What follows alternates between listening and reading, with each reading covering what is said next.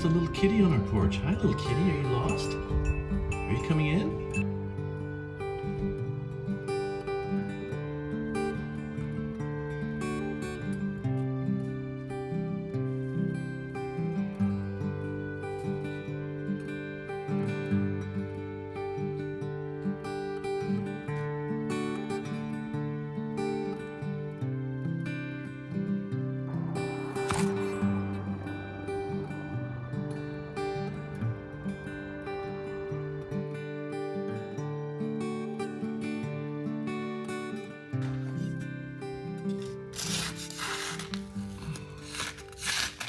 I'm checking to see if we have any mold on this drywall. We have a leak coming through there. It doesn't look like it, but I think I'm gonna end up having to cut part of this out to make sure. We also have an ozone maker. So that hole up there, I could probably put the tube in there and shoot ozone up into there. And then I think I'll cut a piece of this out to see what kind of mold is in there. See, those are the roof tiles. And they're like a real thick ceramic, which is required in this area because of fire hazard. So these tiles are actually past my pay grade. So I got someone coming to fix the that leak. I think he said there's about 20 of the tiles have to be replaced. Here's some new trees we got. We're gonna get about, I think, 10 trees going, maybe more. And then we got these a bunch of variations of blackberries and different kinds of berries, raspberries. There's a little vineyard down below. We're ripping it out because those old grapes, unfortunately, they're probably like 30 years old, maybe 40 years old. They got some kind of fungus in the root. We're gonna actually turn that area into probably blackberries and edible grapes and dragon fruit. These dates are interesting. They're kind of small, but when they do ripen, like here, they're actually edible, and they taste kind of like a bari date. They're making a mess though, but we figured we're gonna try and eat as many as we can before we cut them down. But it's a beautiful date tree. That's our loquat tree, and those are some of the oranges right there. This during the winter it's got a small flow. I thought it was gonna be bigger, the flow, because last year we had so much rain, and it was like a small little stream, but it's a nice off flow. So we're gonna try and figure out a way to, probably in here, or on the other side over here, somewhere in here, we're gonna create a pool to save the water, maybe even use a float valve and pump it out to maybe put like a 2,500 gallon tank over here. There's a bunch of runoff down our driveway too. I gotta figure out how to save that because we have way too much runoff on the property. So eventually the property will have tanks, water tanks all over it with anything that can collect rain. The water here is just out of control, the cost. To actually water this property would be about $2,000 a month, which I don't do. So I have a guy that's helping me that knows this property, that he knows how to kind of surgically water everything and keeps my water bill only around $200 or $300. So I'm able to keep the lower property completely watered. The challenge is you can't see it from here, is the upper property, which is 6 acres that we're trying to figure out what to do with. So this area had trees through it all the way up through there. There was a whole row of trees through here. This guy's coming back right here. So the prior owner, he had, I think, 2 pigs and a bunch of goats on the property, and they completely decimated the property. And then apparently he got in a really bad car accident and couldn't take care of the property anymore. So the property it's a little bit of a distressed property. So you can see up there, those are all avocado trees up there. You can see the neighbors there that are in really good condition. Those are not in good condition. I think what I'll do is build some kind of rain encatchment up there and figure out a way to keep those watered, keep them going. So now I'm passing into no man's land. As soon as you get up above the hill, this is where all the coyotes are and everything. And I almost got bit by a rattlesnake up here, so you gotta be kind of careful. But that's the road that comes up into the upper part of the property, which is a little more wild. I keep trying to get myself to come up here more so that I have a presence here, because right now the coyotes rule this land. They seem to kind of migrate. They come back late fall to winter, and there's a whole bunch of howling that starts to go on up here. They disappeared in the summer, they weren't even around. And then last spring, you would hear puppies up here playing. Look at those coyote prints. Those are actually big. Those are big coyotes. last night they were going nuts, probably over here. So they're actually coming down the property, so I gotta fix that fence. They could easily jump fences, but they don't seem to do it when all the fences are up. So these are the trees here, and they're not in good condition. So I gotta figure out how to revive them. I think what'll end up happening is we'll have to cut some of them down, and then the stronger ones like that one there we'll keep. And then I gotta do some kind of rain harvesting to revive them. This tree's doing pretty well. So this section here we want to revive too, all through here. So this has been neglected also. So this is our flat area coming up here. Look at all the coyote prints everywhere. Actually, I should have brought a horn up here because they sometimes pop out on you. But anyways, this is that's a well at 1,000 feet, didn't hit water, which is quite costly. I might revisit this when the funds allow in the next year, because we have a permit on it, so we might as well try it again, because apparently in this area you have to go about 1,600 feet before you give up, or before you hit water, one or the other. But see, these are the trees. So, you know, and they're actually about 9 years old, so I really want to get these guys going again, because if we can get water up into here, we can actually revive these. So right here, I suspect there's possibly a rattlesnake den somewhere in here, because right over here is where I almost got bit, but it's called a black diamond rattlesnake. And actually when I was coming up here before, I wasn't sure if it was cicada because it kept rattling at me, and I was like, oh, maybe that's a cicada. And then sure enough, within a few weeks of that, I put my foot down like this. As I'm putting my foot down, there's a massive coiled black rattlesnake all I did is I saw my foot coming down on it, and its fangs flying at me, and then it chased me, which is crazy. And I couldn't believe how fast it was, so I ended up just launching myself down that hill right there. So apparently it's like a known thing around here. You gotta be real careful with them. And I'm not actually wearing my rattlesnake gear. So this, you come down here, this is a real beautiful grapefruit tree. So here's our pump. This is the pump that actually goes up into the hills. So that's how we get auxiliary water pressure up that hill. So this, once we figure out the water situation, we're gonna have to pump back up there. I think it's gonna basically be doing rain and catchment down the hill. You actually build really low roofs like this, and then all the rain will come down gutter systems into big water tanks, and then we could feed it into here and pump it back up the hill. I'm not sure yet though, if that's what's gonna be.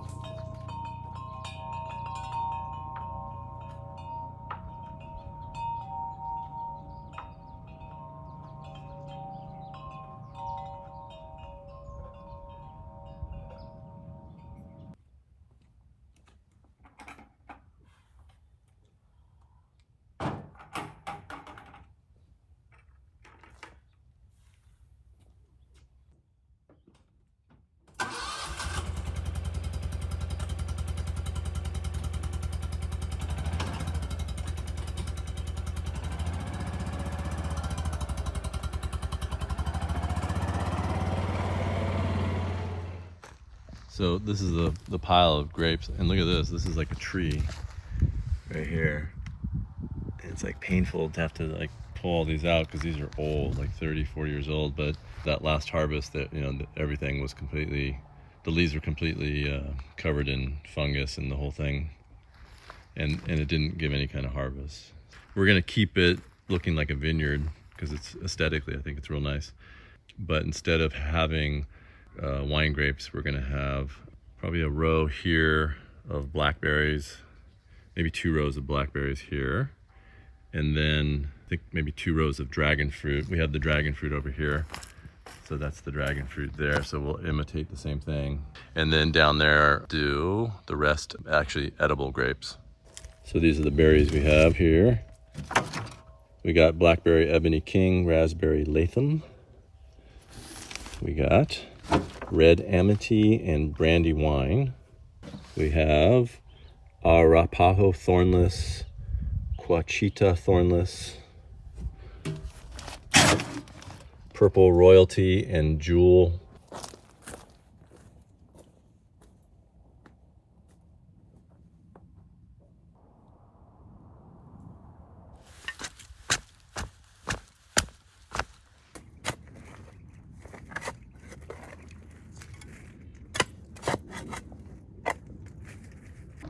See, this is my view from digging. There's a coyote. It's a real interesting place though, because I mean, this literally looks like Hawaii or Costa Rica. It's a microclimate, so the ocean is only about 25 miles that way. And so the fog comes in and settles in here. So we literally have like fog, seems like 6 months of the year. We got like pretty intense fog through here. So just this little swath of hills is literally like a rainforest through here.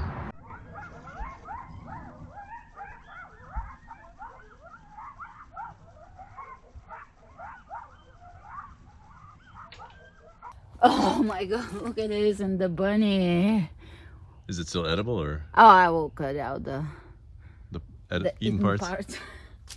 That's a big cherimoya. Oh, look at this. Oh, so I wonder if something taking him down? A squirrel. Oh, so they're getting up in the tree and taking him down, right? Yeah.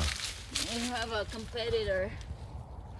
That sucks. There is a people on Cherimoya are really expensive and also really exotic. It tastes like what, like kind of like a vanilla custard or something? Lori said pineapple ice cream, and I think that's correct.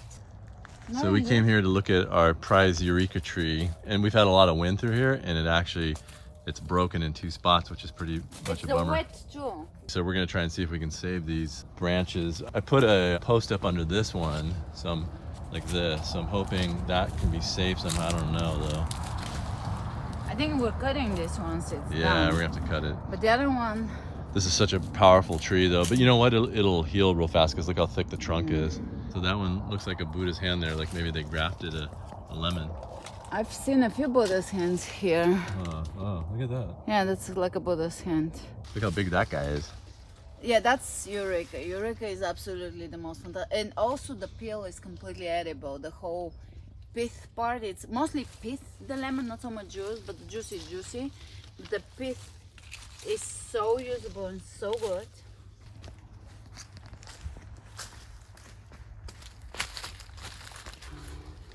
One, two, three. You see that?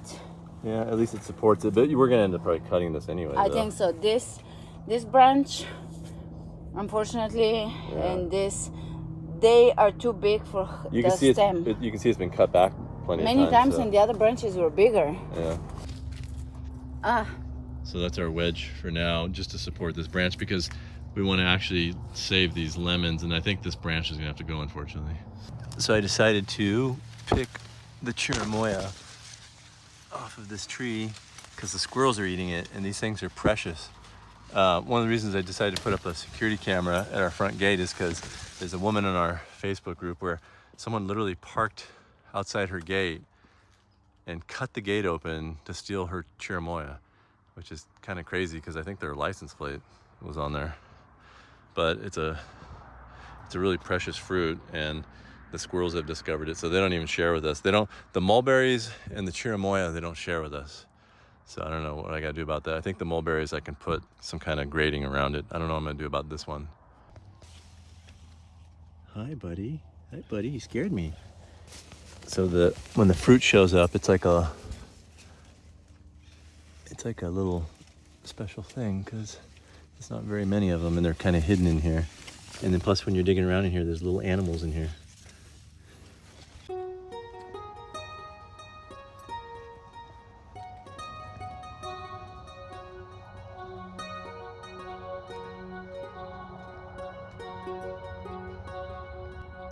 Come on, kitties.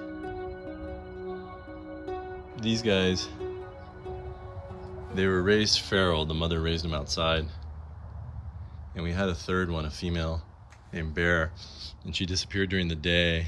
She was a lookalike to this guy, except a smaller version. The coyotes aren't really out and about during the day, so we're not sure what happened. But there's other animals around too, so they come in at night now, and they literally stay within the perimeter of the house now. So I'm sure they've had run-ins with all kinds of animals, but they're pretty smart. So here's our cherimoya harvest. Unfortunately, the squirrels didn't allow these to get bigger because they could get really big. This is one of the lemons we picked. It's a little baby snail. Actually, the snails are really prolific all around the yard, but it also shows that it's a healthy ecosystem too.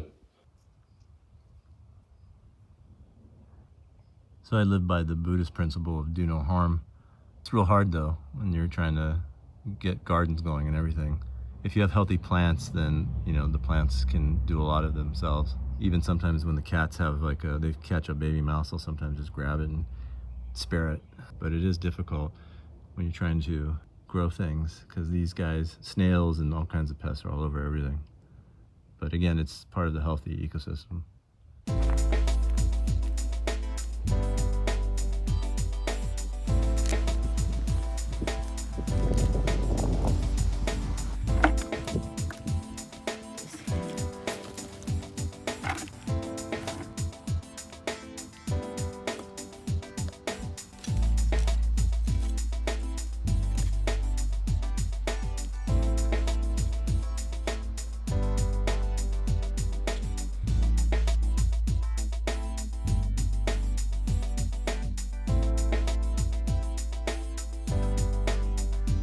After a day of work, we decided to go to our favorite Italian restaurant, Bottega Italia.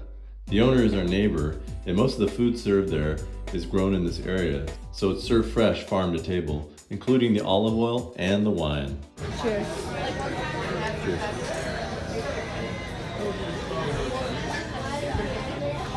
You didn't look at me. Oh my God, I'm not in the glass. Oops.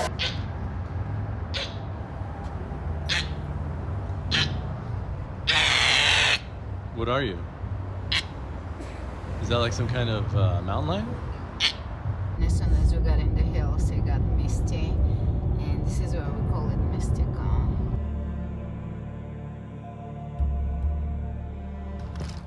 Lodi's finding diamonds on the property. Where's the last one? There. These are my favorite. Those are nice. So while Lodi is harvesting rocks, we are harvesting oranges. So these are pretty ready. We had a good rain, so we wanted to get them kind of a little more puffed up with the rain, a little more sun and sugar. And we're gonna start sending out orange boxes. We're really selectively picking them, making sure that they're really sun ripened. And you know, none of these oranges are sprayed or anything, so they're real clean.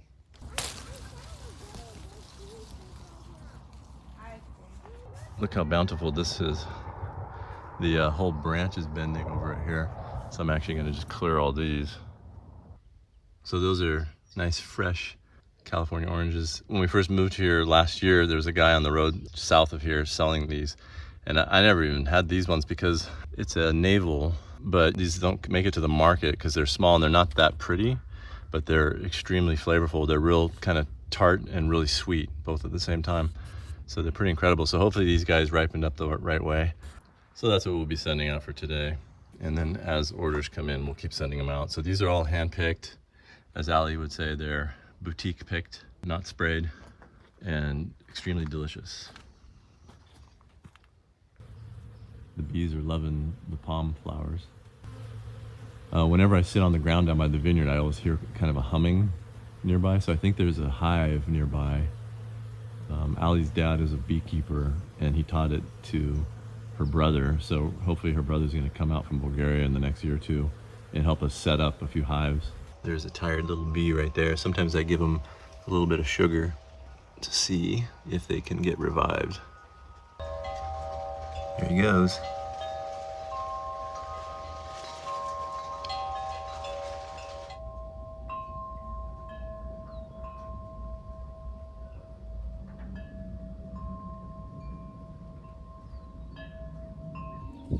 So we just got this in the mail, Starlink.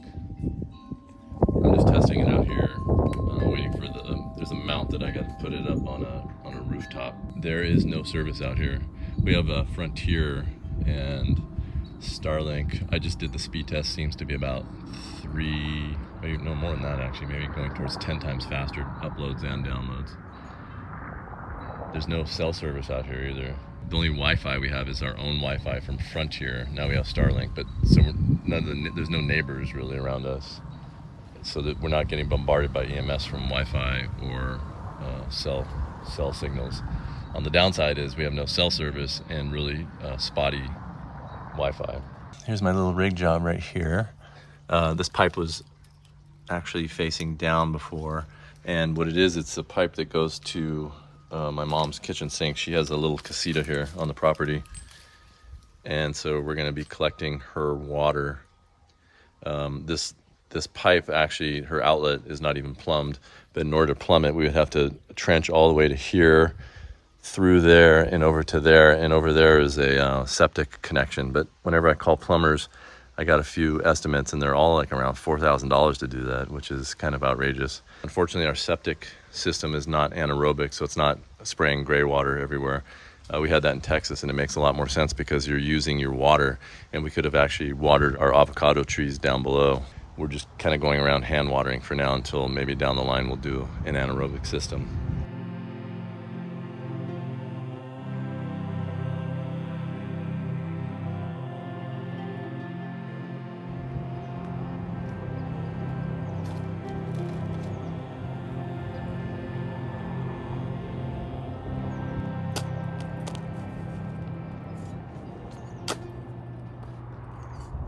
So when we were gonna move from Texas last year, I was real excited to bring Sofie back to California because that's where she was born.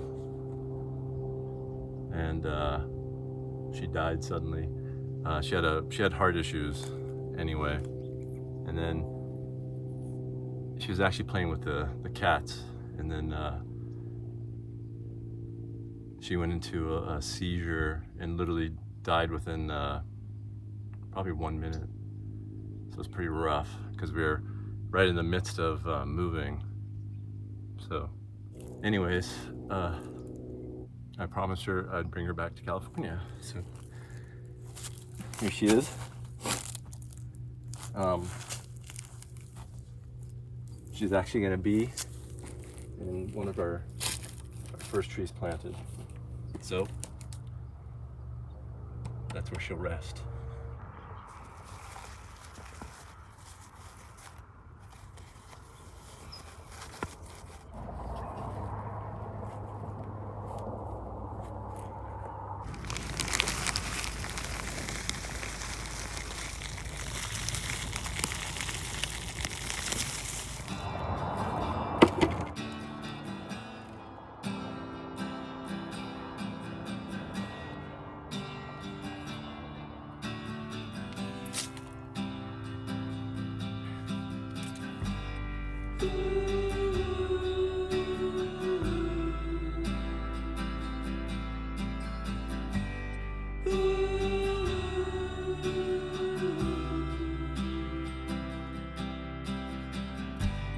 Mama, take this badge off of me. I can't